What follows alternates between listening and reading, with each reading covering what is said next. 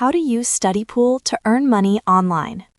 Hey guys, in this video, I'm going to show you how you can make money using Studypool. Stick around till the end so you don't miss anything important. First, let's talk about becoming a tutor. Go to the Studypool website and navigate to the Tutor section, then click on Become a Tutor. After that, click on Apply Now. You can sign up using your email or you can continue with your Google or Facebook account. Once you sign up, agree to the terms and click on Start Your Application.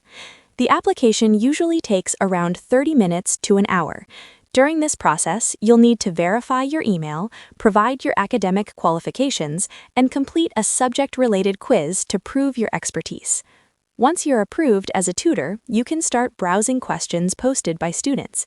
You can bid on questions based on your expertise and set your own price. If your bid gets accepted, you simply provide a detailed and high-quality answer, and you'll get paid for it. So that's how you can start making money on Studypool. If you found this video helpful, don't forget to like the video and subscribe for more tutorials. Thanks for watching, and I'll see you in the next one.